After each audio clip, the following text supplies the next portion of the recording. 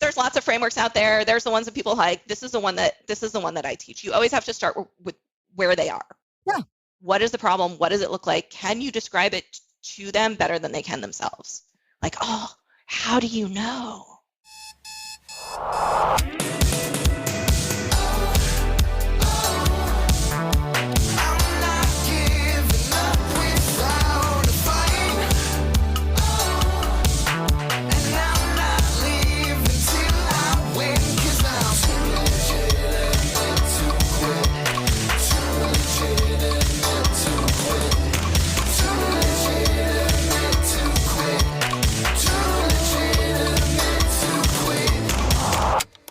Welcome to Too Legitimate to Quit, instantly actionable small business strategies with a pop culture spin.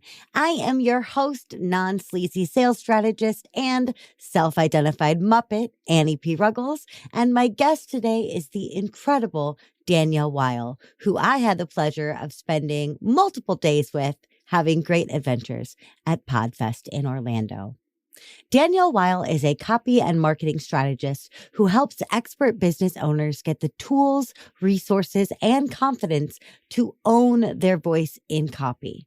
She has been writing copy since 2006 for industry leaders like Ryan Levesque, Todd Herman, Marissa Murgatroyd, Selena Sue, Josh Turner, and more, to the tune of over $100 million in sales. You can find Danielle on Facebook, LinkedIn, Instagram, and her newsletter at dwcopy.com. Danielle, you beautiful, brilliant genius. It has been an ordeal getting this thing scheduled, and that is all my fault. So thank you first and foremost for being super flexy, but I'm extra super excited to ask you the question. What do small business owners need to focus on this week? Your nurture sequence. Oh, you're talking to me now. How many people, I wrote it once, I uploaded it, and have not touched it since.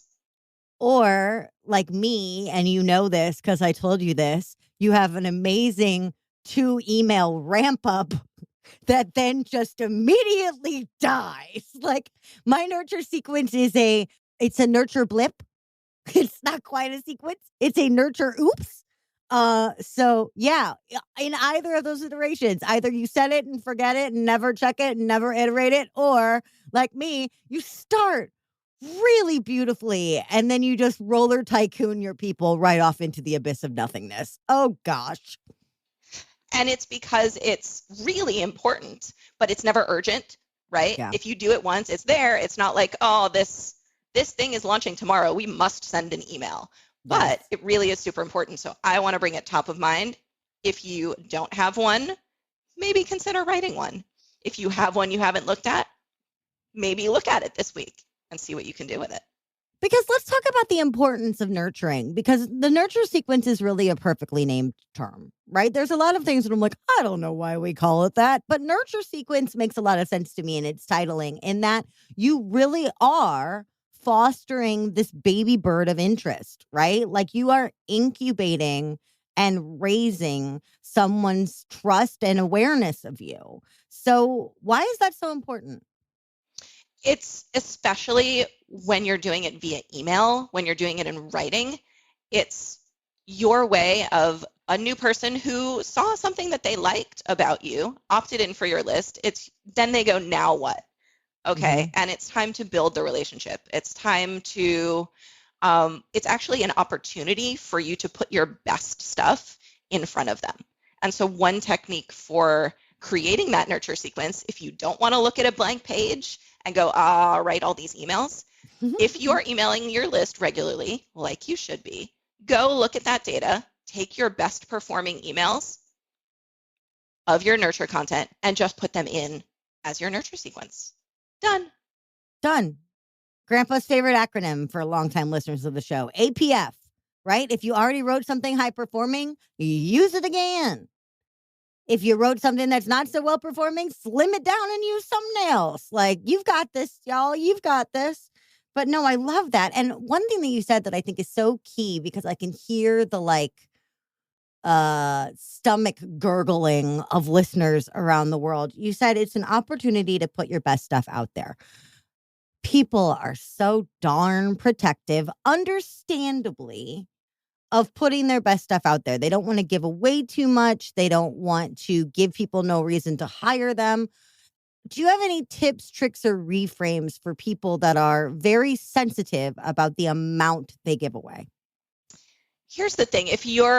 Especially if you're in the expert space, like you sell your expertise, coaching, consulting, whatever, there is never going to be a situation where you give away too much.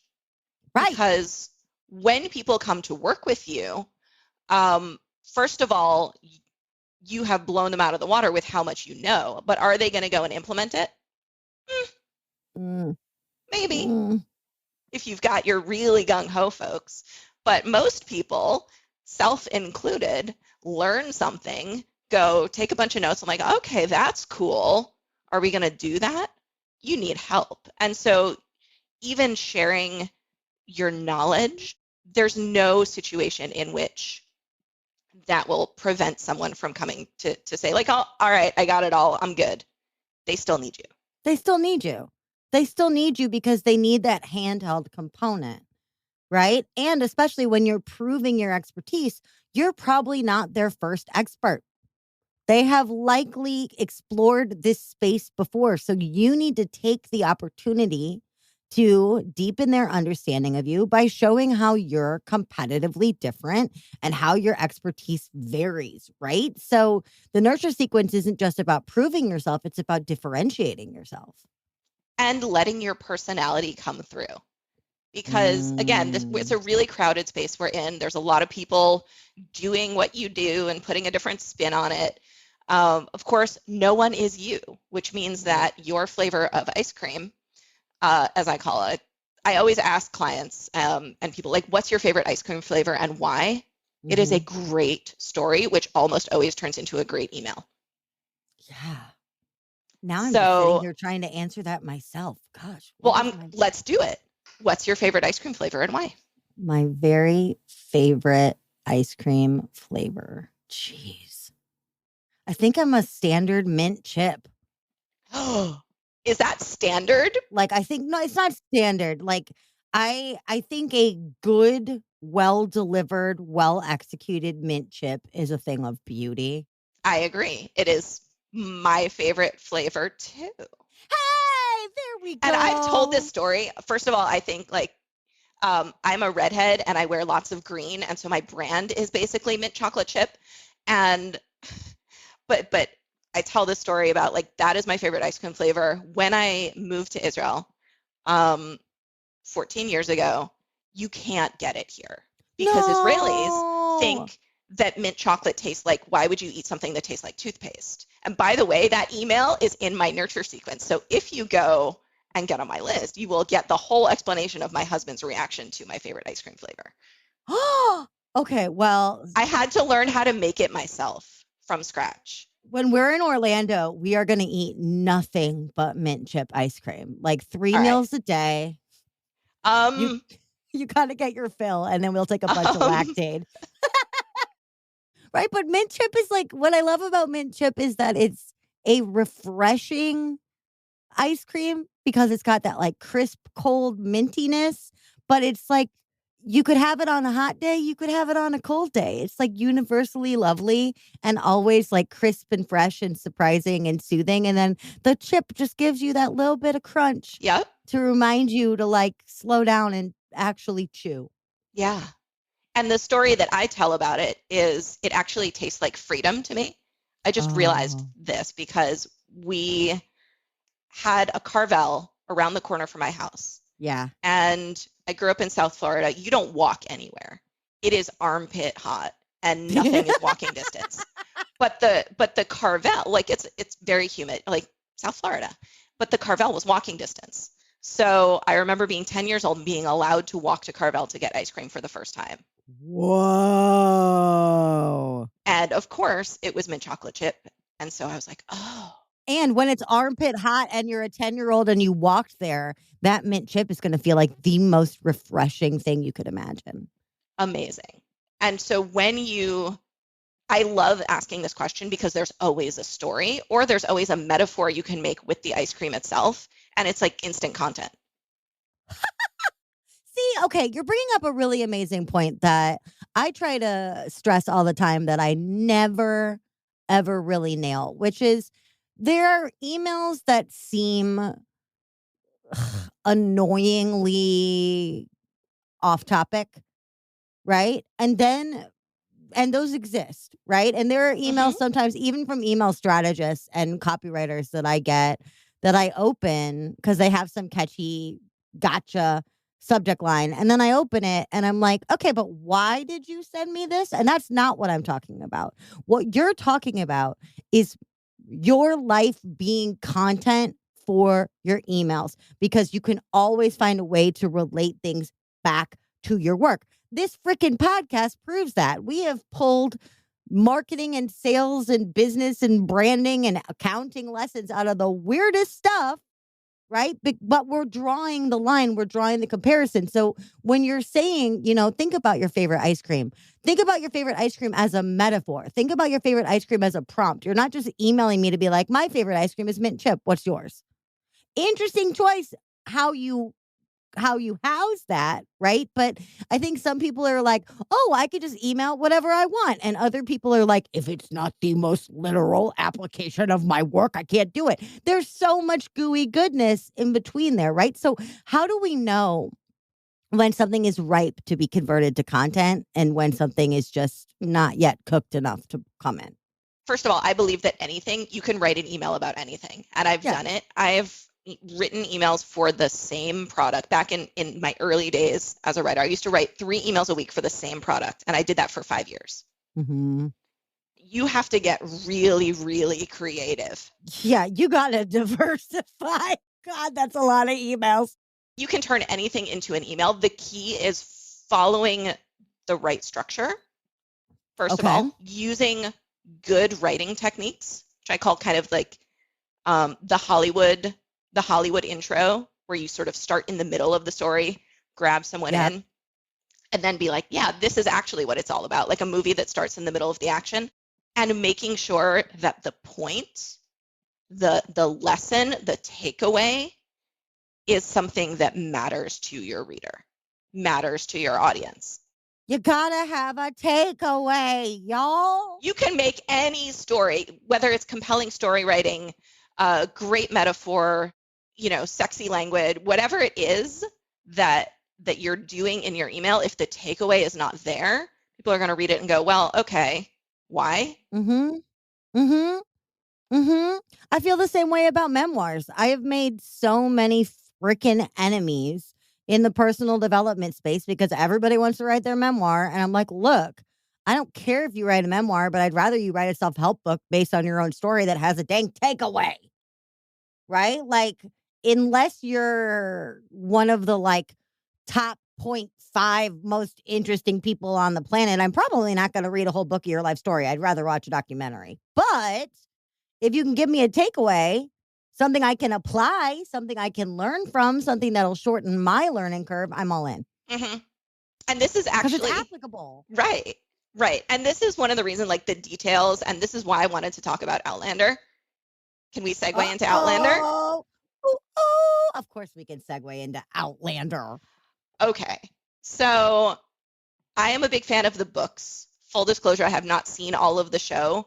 I started reading at the age of 3, and so I'm a very fast reader. The more pages, the better, which is what attracted me to the books in the first place, because there are a lot of pages. Yeah, they're beefy. They are beefy books. And I love that about them because then it takes me a little while to get through them and I get to be in the story longer. Yeah. But what I think is so cool about them is that there's a lot of everyday life in those books. Yeah, there's a lot of other stuff that's happening, but there's a lot of like everyday details that are happening that are just worked in. There's a lot of cooking. There's a lot of cooking. And diaper changes. In those books. And diaper changes and cleaning. Like, when's the last time you read a book where they actually sweep the floor? Like, thank you. Thank you for that slice of reality. You're still reading. It's still really compelling.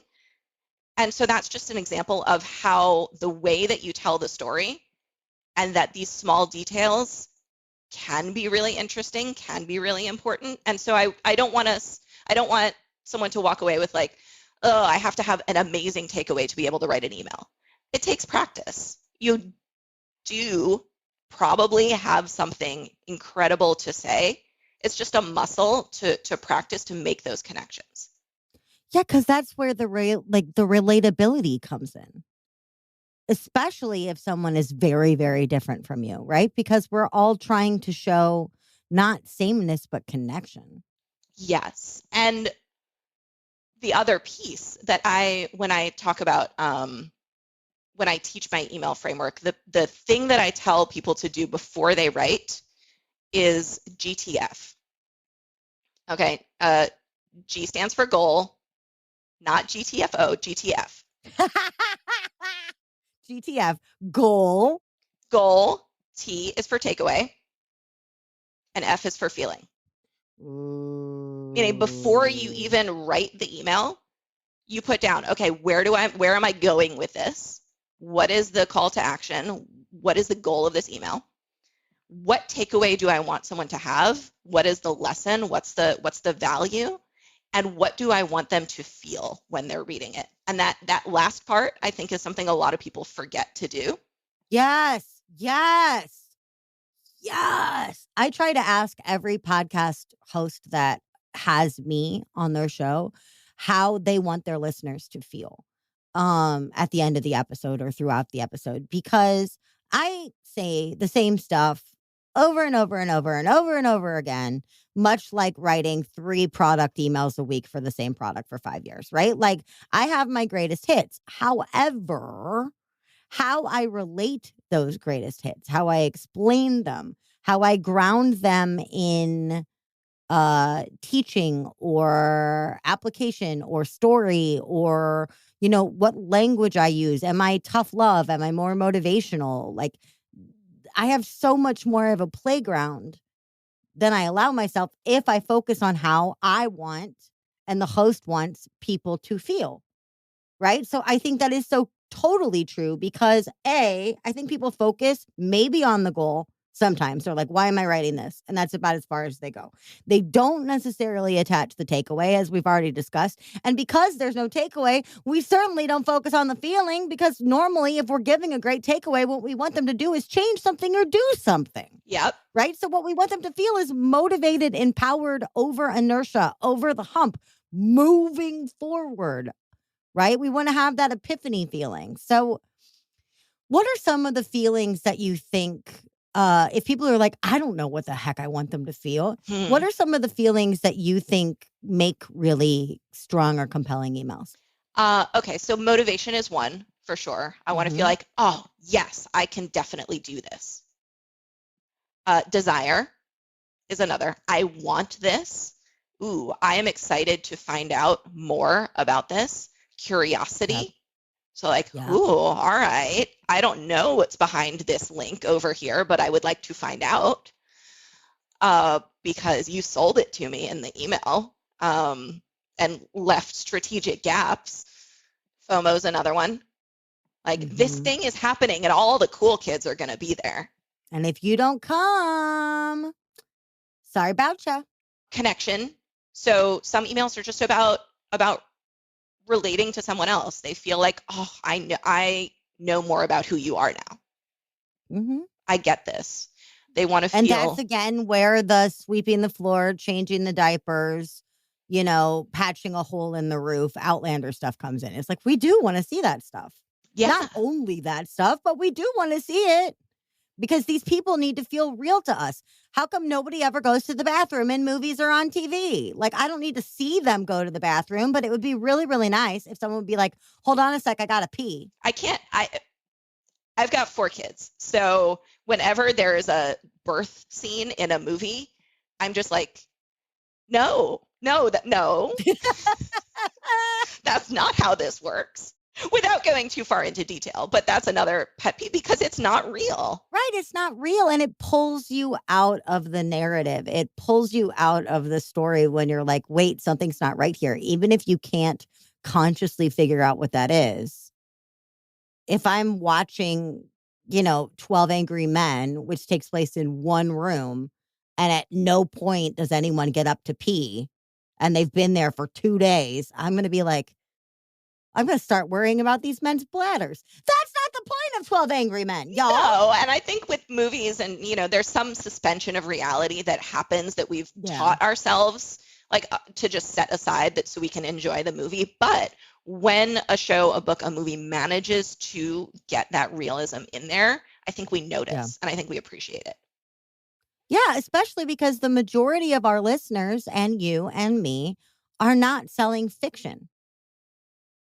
We're selling services. We're selling programming. We're selling things based on this reality. Right? So we don't have the gifts of fiction to kind of hide or cloak us. We don't have as much suspension of disbelief. We're saying, I'm a real person. This is my real life. And this is how it pertains to your real life. So it's not that suspension of disbelief doesn't ever happen and that people are taking a magnifying glass to your emails to see how often you pee. That's not what I'm saying, y'all. But at the same point, we do want to show the truth of it. Yeah. The good, the bad, and the sometimes ugly. But that said, that's not, and this is where I talk about this difference between story and narrative, because everyone's like, oh, tell stories. And I think people hear that and they go, all right, well, then this happened, and then this happened, and then and they go very linearly through the story. Once upon a time, there was a little girl. She lived in a house. She had a sister. See her sister, right? Like, no. And what you're actually crafting is a narrative. And a narrative has a very specific structure to it. So you can tell your stories. Your stories will all fit into this narrative framework. I say it's like the only copy framework you'll ever need. Yeah. Problem, story, discovery, solution. Did y'all hear that? So there's lots of frameworks out there. There's the ones that people like. This is the one that I teach. You always have to start with where they are. What is the problem? What does it look like? Can you describe it to them better than they can themselves? Like, oh, how do you know? Exactly, because that's how eventually you're going to stair step into your paid offerings. I understand the problem that you are facing, and let me show you how to get out of it. Before we share or sell the solution, we have to get them aware of the fact that we understand the problem or to illuminate something about the problem that they're currently in. Right. Well, that's the discovery step. So first is like, I get it. This is what life looks like now. And when you do that to the level of detail and nuance that you really can, because a lot of people, I see a lot of the copy that's pretty surface level and they're not really digging into the core emotions. And when you do, people go, oh, okay, this person gets me. And they automatically make that next leap in their brain to thinking, okay, maybe if they got the problem so well, maybe they have the solution. Yes. And so then you tell your story. You say, I get it. Mm-hmm. This is how I understand what's going on. It's either because I've been there before or because I have done it. I've helped other people out of it. Yeah. Again and again and again. And again and again and again and again. And then the discovery piece is, here is what you do not yet understand. And then you blow their minds. And then you blow their freaking brainstems, y'all. Just blow them out of the water.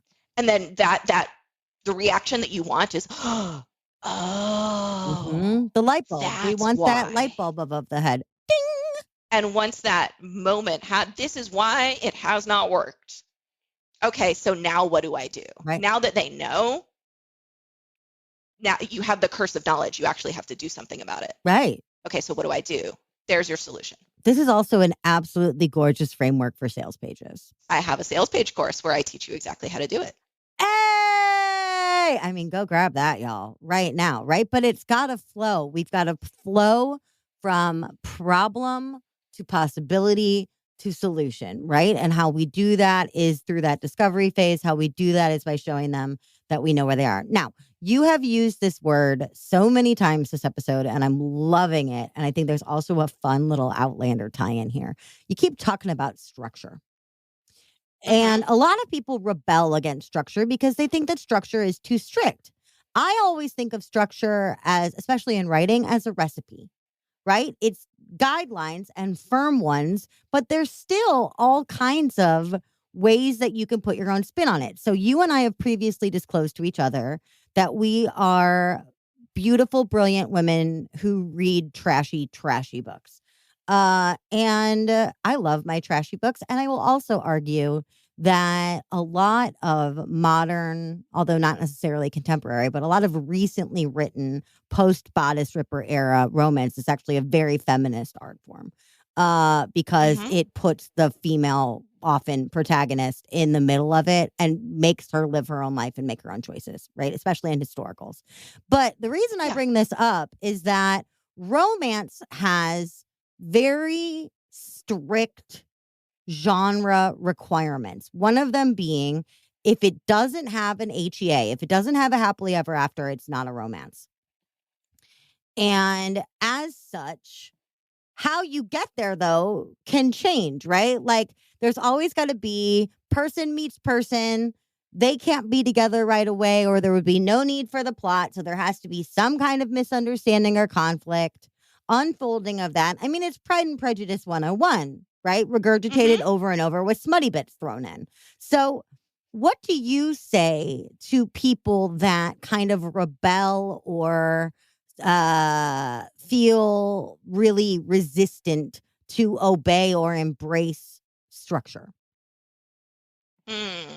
It's a really good question. And the idea of, I have a degree in English literature, so I'm a little bit of a nerd when it comes to this stuff. And that is the reason that I don't read literature and business books anymore. And I just, because that, I did enough of that. Like, okay, Chaucer, you can sit on my shelf. Okay, Chaucer, you can be on my show shelf. Like, people can come over and see you and be like, wow, Chaucer, and that's your role now. Right? I have all those Norton anthologies, and they sit in the living room shelf. And people go, oh. They don't actually, because they're Israelis and they don't fully appreciate this. But that said, the idea of structure, and this is where this convergence of creativity comes in. People are like, oh, I have to be so creative to be a copywriter. Yeah. I have to be creative to write copy. And there is some element of creativity to it.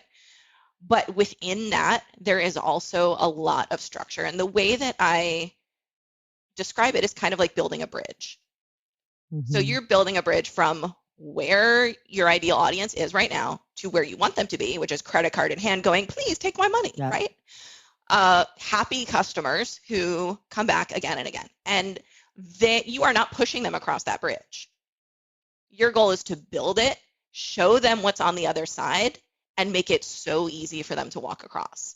And if you are missing a plank in that bridge, what's going to happen? They're going to fall in the river. Yeah, they're going to fall right in the river. So that is how I talk about structure. It's about making sure that all your planks are in the right place.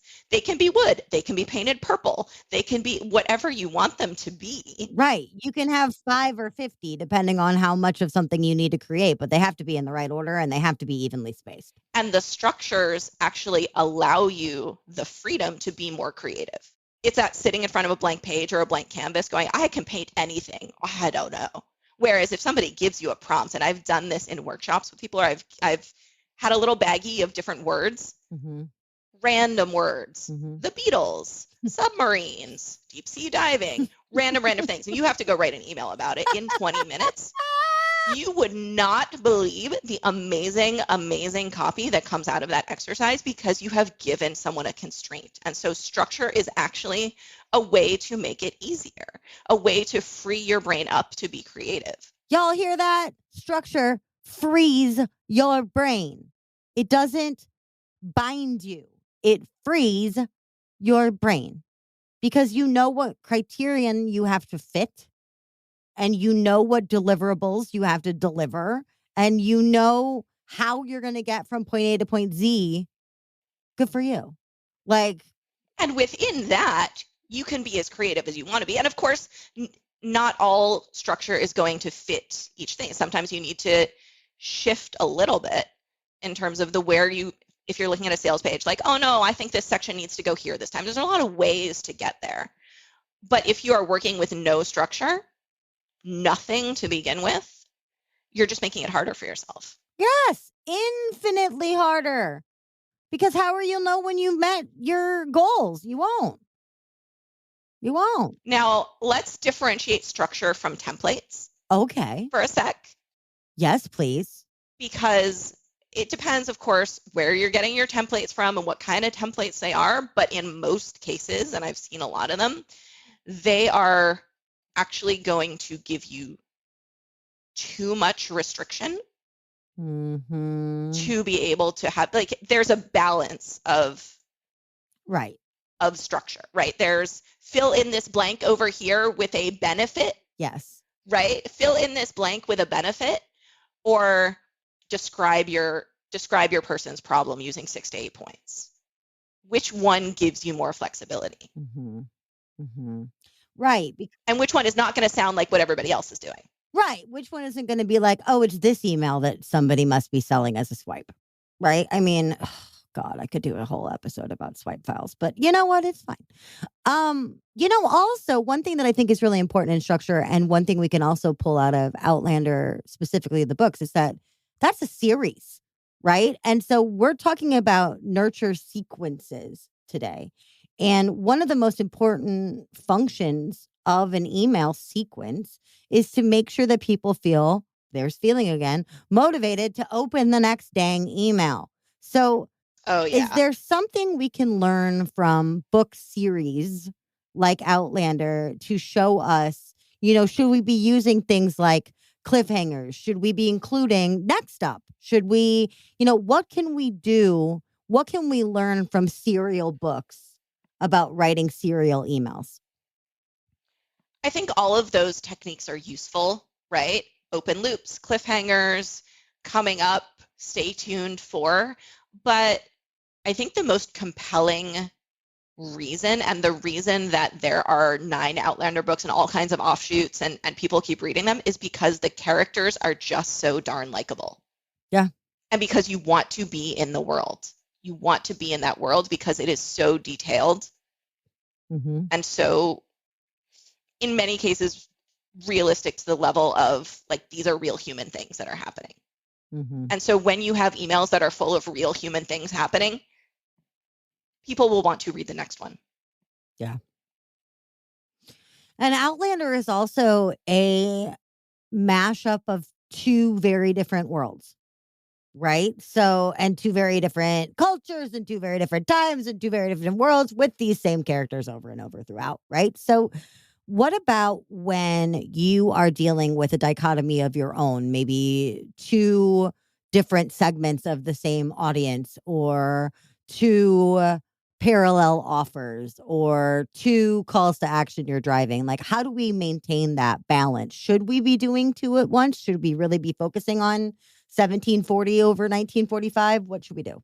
I think that's where, and this is, my background working with Ryan Levesque, is where segmentation comes in, Yep. and where you can give your audience the ability to choose their own adventure. You ask them what they want and then give it to them, right? And so in the beginning of your nurture sequence, you can say, like, which one of these best describes you? As someone is opting into your list, you can have one question that says, which one of these best describes you, and give them 4 options based on what you know about your market. And then they choose, and then they get tagged, and then they have a sequence that is just for them. And this is really good when you do have, that you have different segments of your audience, who are maybe at different levels of business, who are maybe different in different niches. And then the more you do that, obviously it adds complications. You don't want to overdo it. But when it's done strategically, you can get very, very specific in the way that you talk to them. And it creates more of that, oh, this person gets me. Yep. This person gets me and only me. I would love that so many times, but not in Outlander, although I have not read all 9 books. But sometimes when things have like parallel worlds or dueling timelines or something like that, I find myself loving one timeline and not the other. Like, I read this book, gosh, what was it called? The Lost Apothecary.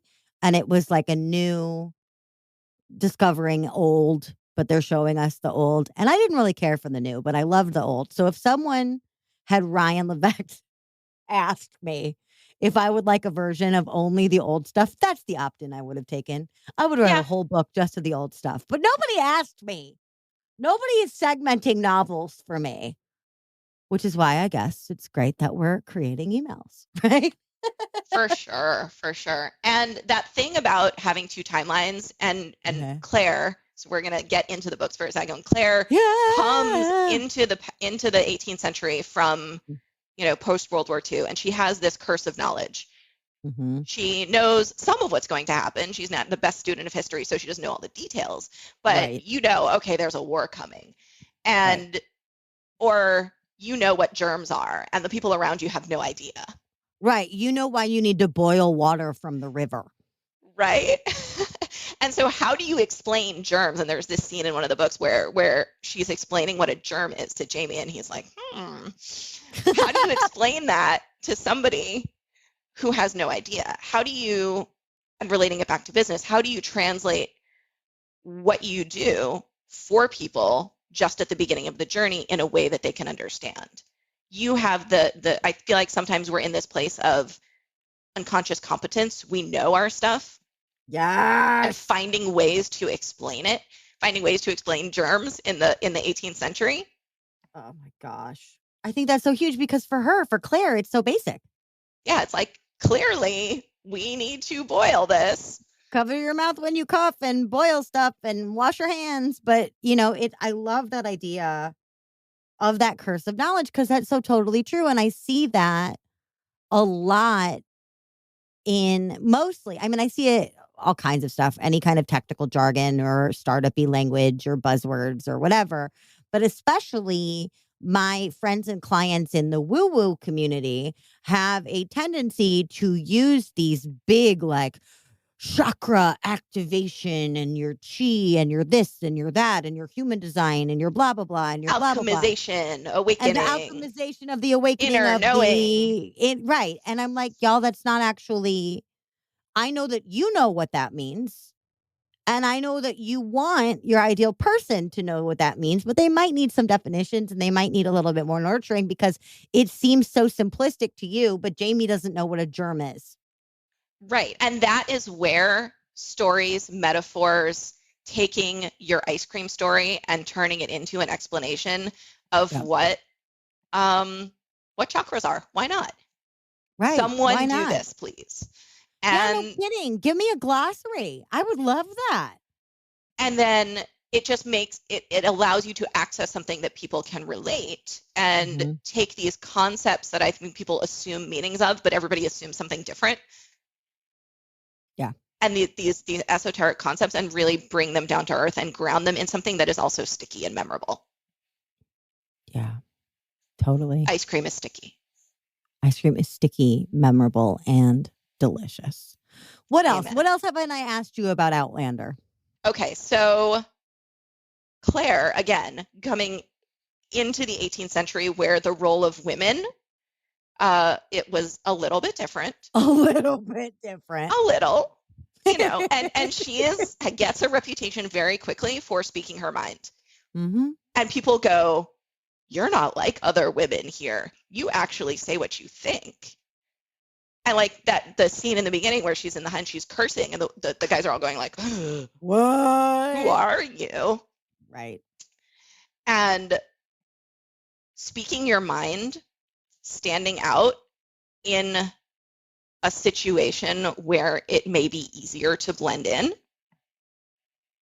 I think there's a lesson there. Mm-hmm.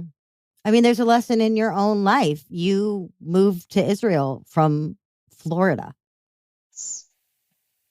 Like that alone is enough of a shift. I'm sure there were many, many, many, many, many, many, many things that you had to get used to and that Israel had to get used to when it comes to you. I miss Target. Yeah. All my friends in Israel miss Target. So shout out Target and also find a way to get into Israel. You're dearly wanted.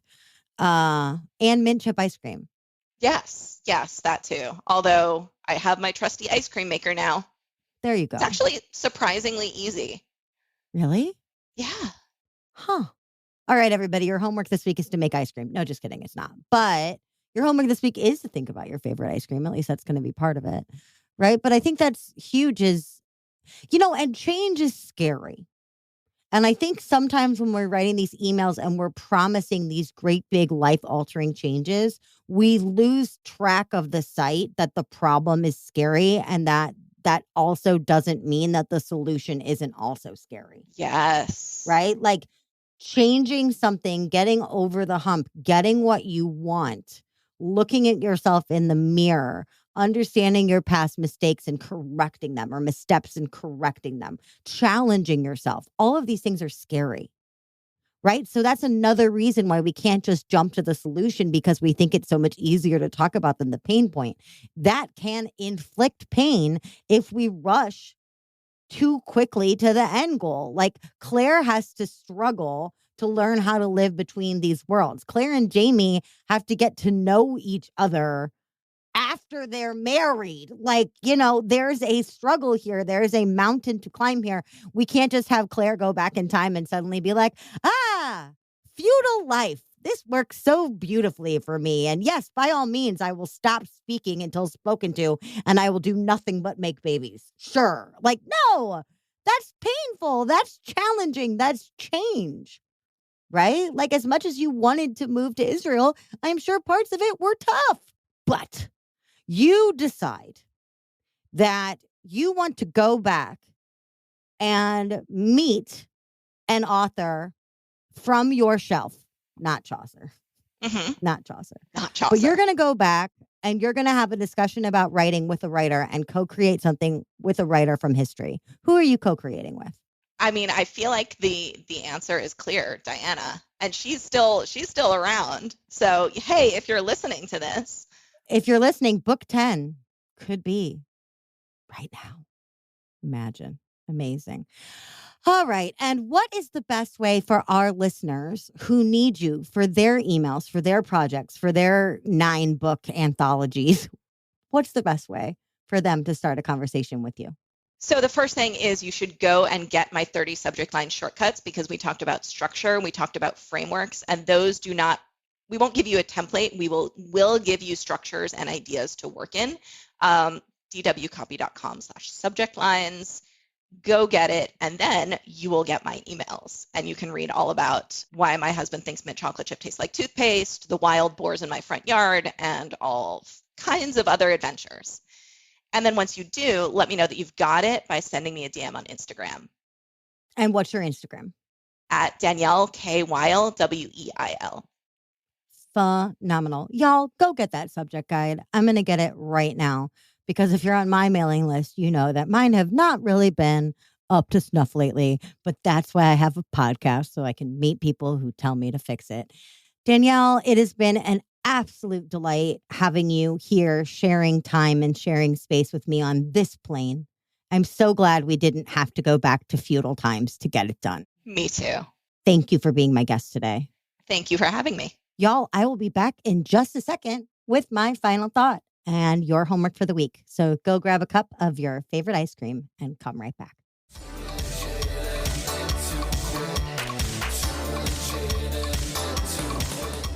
Well, hey there. This week, I want to throw down a challenge instead of homework. You are all cordially invited to join the Danielle Weil Honorary Ice Cream Buffet of Copywriting, which you can tell that I named and not her, because she would have come up with something clever and probably an acronym with double meaning. But you know what? I digress. I got to witness Danielle ask her ice cream question over and over and listen to the answers in real time all over Podfest. Shout out if you're one of the people I forced her to ask. Danielle asked all kinds of people with all kinds of different podcasts, and every single time, 2 identical things happened. Number 1, just thinking about ice cream lit up every single person and conversation. And number 2, every answer we were given was shockingly deep and surprisingly meaningful to the person. It just clicks. You find something resonant and you double down. So now I'm going to steal her sequence, paraphrase it, and turn it back on you so you can do the same. What is your favorite ice cream? What specifically do you love about it? Why is it your favorite? Maybe it's a memory. Maybe it's a aspect of that ice cream. How is your company, your work, or the value you provide just like that ice cream? And how can you directly, literally communicate this to your client in copy? I got a head start, so I'll go first. I love mint chip, as I already disclosed. I love that the mint adds a whole new layer of crispness to the cold sensation, and the chip forces you to chew instead of just gulping it down. It's my job to amplify people's resonance so that they can double down on how they want people to feel. And I'm also crunchy, so you can't ignore me. Basically, I'm the chips. Your turn.